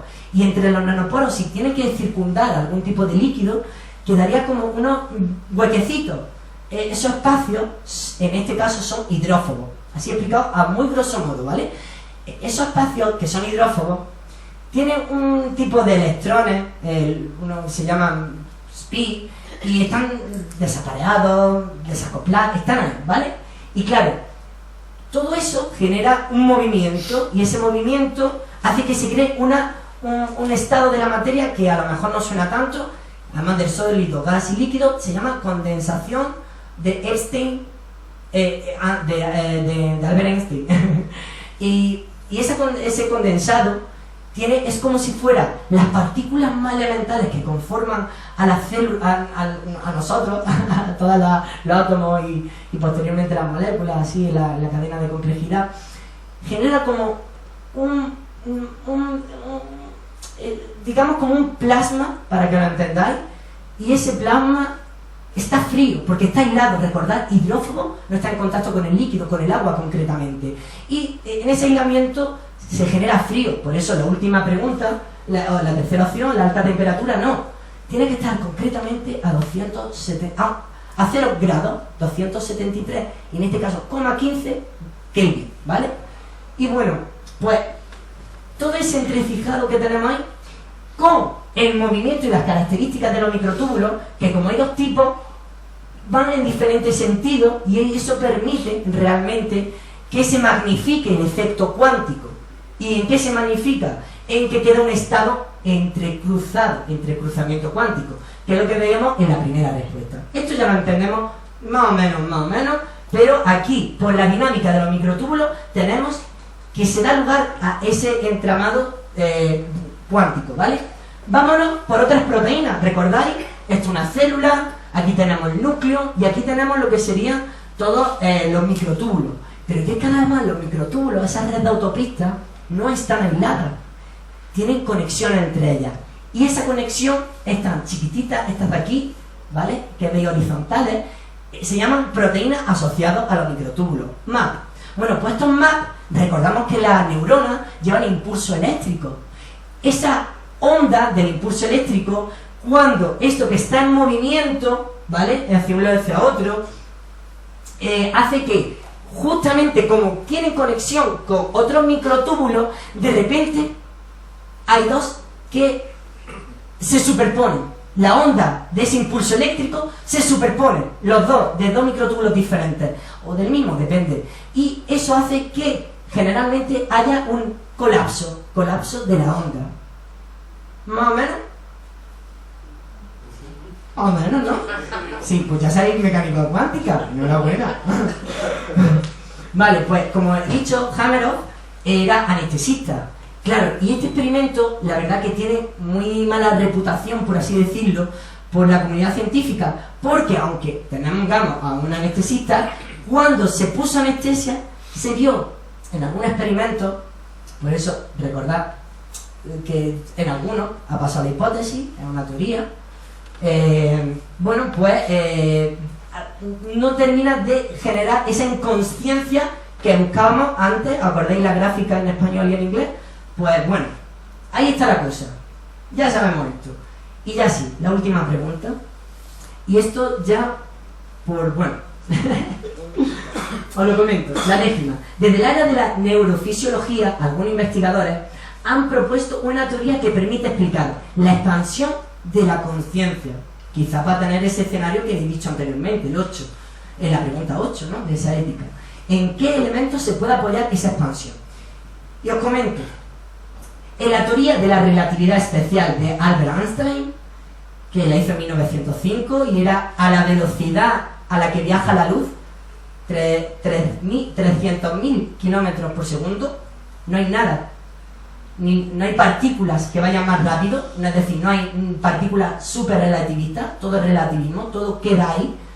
Sería en ese apoyo de 1905, luego hizo la general en el 15, pero eso habla de la gravedad y de cómo la materia, bueno, cómo la gravedad no es una fuerza. Bueno. ¿En qué percepción del espacio y el tiempo es relativa al observador, a nosotros y nosotras?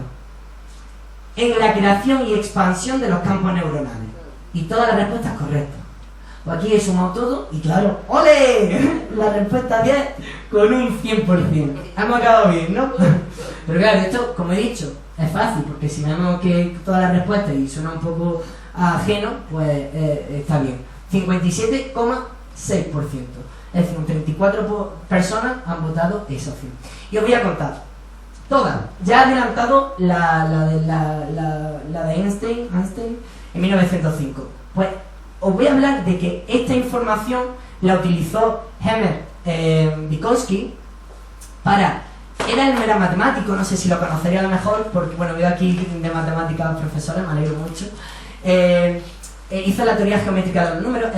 Como todas las personas en investigación, o muchas de ellas, pues esas dudas, ¿no?, que le alientan a generar cuestiones. Pues diseñó también lo que se llama el espacio-tiempo de Minkowski o el espacio bicónico. Bicónico, dos conos. Y os cuento, esto es súper fácil. ¿Por qué? Porque, en primer lugar, voy a hablar de la teoría sintérgica de Jacobo Grinberg, mexicano, que a sus 48 años, un 8 de diciembre, desapareció. Del 93, quiero recordar. Y bueno, él hace algo que está súper rechazado en la comunidad científica, a pesar de ser el director del Centro de Neurociencia en México, en Ciudad de México, y lo traigo a colección porque hizo algo que a mí me gusta, y es volver a lo de antes, equivocarse, porque no hay que tener miedo, y no... Además, él lo que hace es integrar el conocimiento occidental del método científico con aquello, y como comentaba Ana, que por alusión a todos esos voluntariados en los que me he visto envuelto, es como buscar un nexo en común, una relación entre el mundo ajeno al occidental, a nuestra o a mi cultura. Entonces, él, en México, como sabéis, hay varios chamanes, curanderos, etc. Y este caso es el de Paquita, era esta mujer, chamana. Paquita, tal cual podéis leer mucha bibliografía, aquí tenéis todos los enlaces con el resto, de revistas, de artículos, etc. Paquita operaba con las manos, que yo no lo... O sea, muy fuerte, ¿no? Te abría el canal y empezaba a operar y todo estaba... Podéis leer, ver vídeos y artículos, extraordinario. Entonces Jacobo, con su conocimiento de neurocientífico, el neurofisiólogo, dijo, a ver, aquí vamos a intentar concatenar esa información, buscar un nexo. Y entonces él se apoyó, como neurocientífico, en astrofísica en este tema, es como explicar el espacio-tiempo, ¿vale? Una posición relativista. Bueno, pues esto es súper fácil, y con esto ya finalizo las preguntas. Si tenemos en un eje de abscisa, vemos que el espacio, que sabemos que tiene 3 dimensiones, vamos a poner que sería en segundo partido luz, ¿vale? O sea, yo aquí con las manos tengo el esbozo. Tendríamos este eje de coordenadas, ¿vale? En todos los sentidos, en X, Y y Z. Vale, entonces, en ese eje de coordenadas también vamos a meter el tiempo, y lo vamos a meter en segundos. Y ahora, si la luz, esa velocidad a la que recorre los 300.000 kilómetros segundo, vemos que en el vacío, si lo representamos en un eje, desde la perspectiva de la física, tendría un ángulo de 45 grados. Si esta parte la llevamos en el sentido negativo, tendríamos esta de aquí. Tendríamos 2 líneas puestas con un nexo en común. Bueno, pues como estamos hablando de que estamos en 3 dimensiones más el tiempo, es decir, 4 dimensiones, lo circundamos, es decir, se une y al unir se forma un cono, pero claro, como estamos en todas las dimensiones, hay otro cono aquí abajo. Hasta ahí, bien. Tiempo y los ejes del espacio. Vale, con un cono que este cono viene limitado por la luz. ¿Y qué dice la mecánica cuántica? La que tanto me gusta. Pues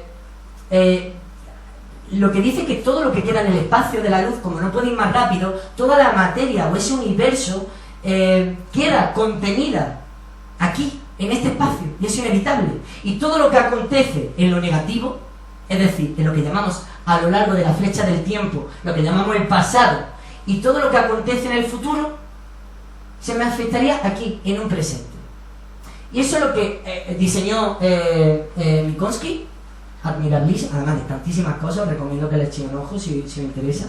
Y claro, Jacobo pues decidió apoyarse en la física cuántica para explicar estas rarezas que nos trae la vida, y ajenas además tantísimo a nuestra cultura, y a la, no tanto a la mexicana, porque tiene otra idiosincrasia y característica. Entonces, es lo que propuso.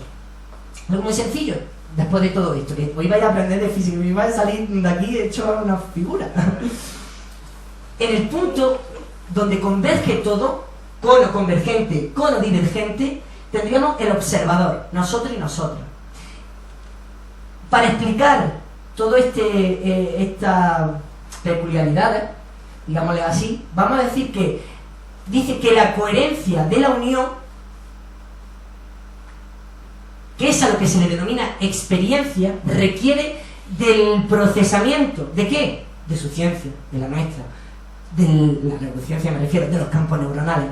Entonces dice que esa experiencia puede procesar todo lo que contiene el espacio de luz, y así es como se amplificaría la consciencia, estando presente. Mucho lo que profesan el budismo, es decir, hizo como un sincretismo, una unión de todo el panorama de la diversidad humana, y me resultó muy interesante, por supuesto, muy desnoctado por la comunidad científica, no es por la falta de rigor, es por la falta de reproducibilidad, de experimentar y realmente poder aplicar y conocer si esto es cierto. Entonces, bueno, vemos que esto dependería, como hemos dicho, de los campos neuronales, de su amplificación, de la teoría de relatividad especial de Einstein en 1905, y de cómo nos percatamos en el tiempo y en el espacio nosotros, el observador. Que eso es totalmente algo que el grado de la charla, la conferencia que estoy tratando hoy con vosotros y vosotros, es totalmente, depende del grado de conciencia que ya tengáis a priori. La realidad que estáis figurando cada uno y una, y vuestros pensamientos, son íntegramente de cada uno y una, son vuestros, como el mío. Así que bueno, con esto acabo la parte más densa. Y esto ya son 3 minutos, no sé cómo voy. Muchas gracias, señor.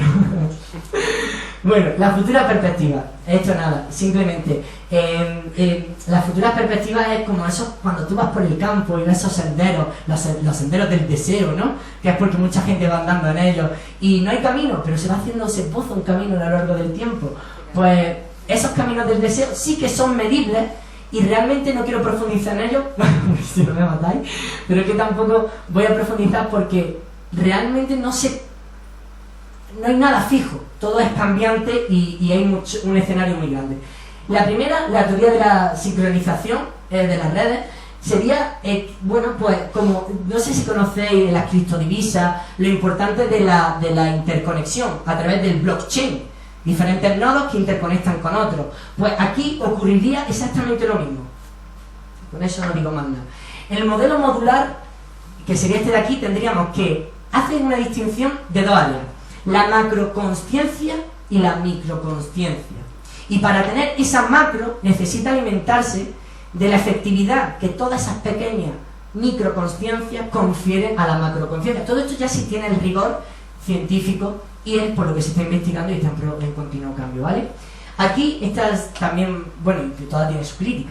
La teoría del espacio del trabajo global, realmente esto sería llegar a, en la consciencia, tener información que se interfiera, que venga del inconsciente, súper complejo, porque eso es súper profundo, si no que se lo digan a Freud o a Carl Jung. Interesante. Teoría integrada de la información. En el occipital, como ya he dicho anteriormente, tiene la capacidad de integrar todas las funciones cognitivas y además tiene poder causal. ¿Qué quiere decir? Que ese poder causal integra todas las funciones. ¿Y cómo se mide? Le ha dado valor de phi con un modelo matemático, como todas las dos anteriores que he comentado, tiene modelos. vemos que aquí no hay interacción.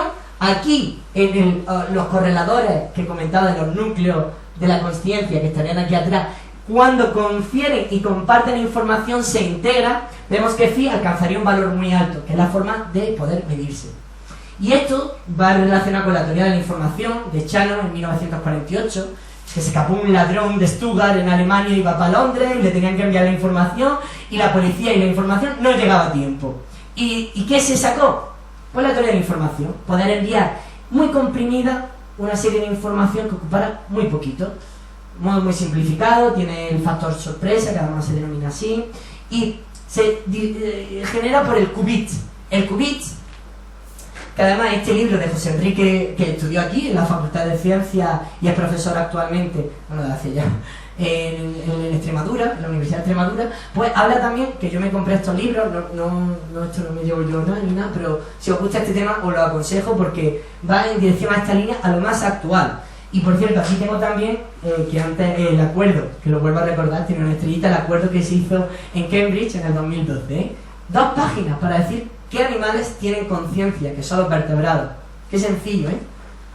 Bueno, pues esto, y bueno, aquí, de hecho, la teoría de la información habla de la entropía, y la entropía quiere decir el grado de desorden que tienen las cosas. Y esta es la última, un poquito más ajena, y es la hipótesis del cerebro entrópico. Aquí tenemos una roca, que yo de roca hoy muy bien.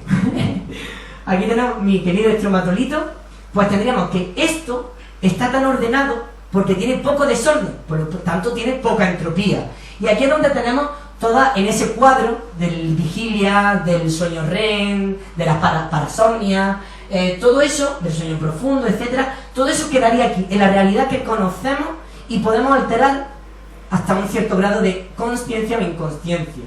Pero cuando tomamos sustancias psicodélicas, cuando tenemos, como hacía por ejemplo Tesla, que él cuando estaba durmiendo se ponía una cuchara en la mano, quiero recordar que era él, y cuando se le caía la cuchara se despertaba, porque llegaba ese momento somnoliente y real, que le ayudaba a viajar y percibir otra forma de conciencia, otra realidad. Bueno, pues no solamente la sustancia psicodélica, la privación del sueño, etcétera, perseguiría buscar esa alta entropía, ese grado de desorden, de caos, que permitiría pues tener estados más flexibles, menos rígidos, y por tanto ser consciente de ese gran abanico de la realidad o de la realidad. Y ya finalmente, las consideraciones personales y las conclusiones que he derivado, que antes me gustaría que, bueno, a lo largo de la charla vosotros y vosotras hayáis dilucidado las propias vuestras para no influenciaros, porque creo que lo mejor es pues, buscar en los valores de uno y una en vez de influenciarse, ¿no?, por opiniones ajenas. Y vengo a comentar, y ya que estamos en un entorno y en un espacio de laicismo, bueno, mi abuelo falleció el 15 de octubre, hace nada, y bueno, yo uní carne con él, me crió a él cuando mis padres se separaron, a los 10 años, vamos, 10 hasta los 14 me ha criado él. Y bueno, abro esto al público porque a él lo visitaba un hombre del pueblo, X personas, y que he puesto privacidad porque aquí no, lo único que quiero es compartiros algo personal. Y él es testigo de Jehová. Y cuando mi abuelo pues ya no está, pues, ¿a quién contacta? A quien más tenía contacto con mi abuelo y por tanto a quien más ha visto, que es a mí.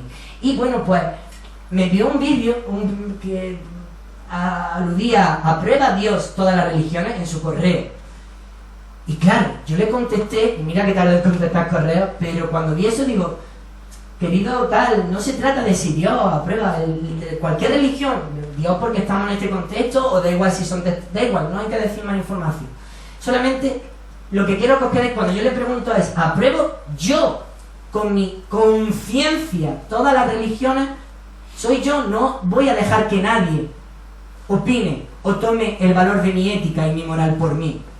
Y bueno, pues me dijo que no, que es que había dado su hijo Dios, pero cuánta gente no muere que da su hijo y da su propia vida por héroes, Dios y Dios entre nosotros. Todos lo somos, por eso sobrevivimos en el día a día, ¿no? Entonces, bueno, pues entonces, si te quedas en que Dios, o que un ente superior, una divinidad, te lo da, pues no te da un espacio a dudar, porque ya está, no, tú no dudas, tú asumes. Y en ciencia y en la vida, dudar es sinónimo de progresar. Ni para un lado ni para otro, porque no se trata de ir a ningún lado en concreto, se trata de ir abriendo frentes, ¿no? Y es que ya decía Carl Sagan, un gran divulgador, la primera gran virtud de la humanidad fue la duda, y el segundo y el primer defecto fue la fe. Pues nos quedamos ahí, porque no tiene por qué ser así, pero si puedes tener una divinidad y seguir preguntándote. Pero en este caso no se me dio esa opción, entonces por eso lo quería traer aquí. Y recordar que el 20 de septiembre, el Día del Libre Pensamiento, internacional de hecho, y ya con esto sí la última, sería, si nosotros tenemos un sesgo enorme, que es el antropocentrismo, eso es que es inevitable, es lo que somos y es nuestra limitación, entonces es importante adquirir, a través de la empatía, diferentes perspectivas que nos ayuden a adquirir otros puntos de vista, ¿no? Eso es muy enriquecedor.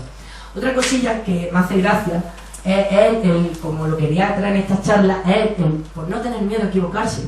Y bueno, esto mucha gente pensará que es un fósil porque tiene ramita, es que me encanta, dendrita de pirolusita, no es un fósil de planta, de lecho. Es un mineral que tiene óxido de manganeso, en contacto con el agua se oxida, el manganeso con el agua se conjuga y bueno, da esa dendrita. Y bueno, no nos equivocamos, todo tiene valor, sea un fósil o sea elementos químicos. Y esto, la goma 1770, Joseph Priestley se equivocó, en vez de coger un trozo de pan para borrar, ¿qué cogió? Un trozo de caucho, y descubrió por un error, para borrar un error, la goma. No todo es malo, bueno, depende, o sea, todo tiene valor. Y esto sí, que es la paradoja que quería contaros, ¿no? La ciencia, creo que debemos de alimentarnos, como la hipótesis de Jacobo, de hacer camino, de poner en duda todo lo que conlleva la pseudociencia, porque eso permite poder aplicar el método científico y escudriñar los entresijos que no entran dentro del método. Y pues eso, ¿cómo lo ponemos? Nos ayuda, alimenta la ciencia. Sí, hay cosas válidas, otras horrendas, muy horrendas, pero esas cosas que no entran por el método científico, vamos a dudar de ellas y vamos a ver si se puede, pero hay que avanzar, rodeado de lo que estemos, sea lo que sea. Igualmente eso, pues que hay una interacción, ¿no? Y bueno, pues como decía Marie Curie, que tuvo 2 Nobel la mujer, solamente 4 personas han tenido 2 Nobel, y Marie Curie tuvo en 2 disciplinas diferentes, en física y química, junto a Pauling, que también lo tuvo en las 2. Y bueno, tener menos curiosidad por las personas y más por las ideas, ¿no? Así que, nada, las referencias bibliográficas, porque he leído lo que estaba escrito y lo que no estaba, son unas cuantas, y nada, y agradecimiento, que me gustaría echarme ese lienzo en blanco, es una fotillo así con vosotros y ponerla ahí para cuando la suba al Padlet, que lo dije, que estar aquí, ya subió el acuerdo que tanto me gusta de Cambridge, ¿vale? Y nada, muchísimas gracias por vuestra atención, de verdad y de corazón. Soy unos superhéroes y heroínas, nada más que para aguantar aquí. Y si queréis llevar un regalito, son 5 preguntillas que creo que las sabéis, que no se tarda nada, pero nada, de verdad. Así que os invito a que cojáis los teléfonos si queréis y hacemos el concurso Kahoot. No tardamos nada, porque además no tenéis ni que registraros ni nada. Es decir, yo con el ordenador, que gracias a Pablo por la conexión, tengo internet, creo. ¿Y los que hemos contestado ya antes qué? No, es que estas preguntas... Ay, lo que quiero la cuenta. El otro era el formulario que me ha permitido a mí montar la presentación, ¿no? Para ver cómo pensaba la gente y por dónde yo podía pues compartiros hoy.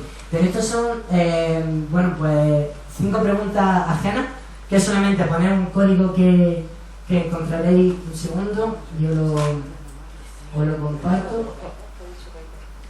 Ya tienes el correo. Mira, os voy a ir diciendo, o si os ponéis, a ver... No sé si el link o el secretario. Si os ponéis en esta página que he puesto aquí en la pantalla, kahoot.it de Italia, veréis y nada, vendréis conmigo a que os siga calentando la cabeza, si no importa, en el Parque de la Ciencia. Lo que sí, Pablo, si me puedes... No, ya tengo aquí el ratón, me viene aquí. Para conectar a internet, conectar... No se puede poner... Aquí esto en internet, vale.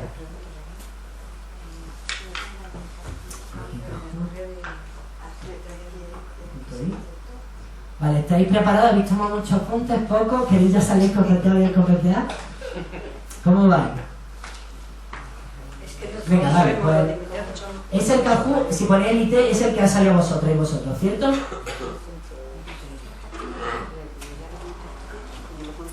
¿Lo tenéis? No hay que descargarse nada, ¿eh? Vale. Y no, instalando no hace falta. Si te metes te va a salir la pantalla que tenía yo antes por ahí. Te un código que te lo va a Claro, decir y el ahora. código te lo voy a decir yo ahora. Lo tengo aquí y... Uy, que estamos ya viendo la respuesta, ¿qué pasó?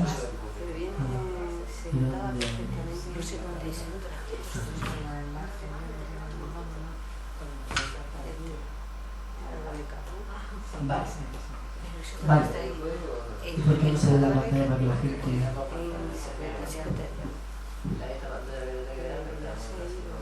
Aquí, no, ahora sale cuando le damos aquí. Ya está. ¿Cómo se comparte ahora? Ah. Perfecto, ahí tenéis el código. ¿Hay sonido? ¿No? No. Espérate, espérate. ¿Se escucha un poquitillo? Vale. Se escucha en el texto. E introducir ese código 807 8641. Y si hay alguien que siga a través de vía directa de streaming por YouTube, pues eso sí, que poner nombre y apellido, y como he dado mi dirección, si hay algún ganador o ganadora, pues que tiene que haber 3, pero a ver más para que echáis para darle emoción al asunto.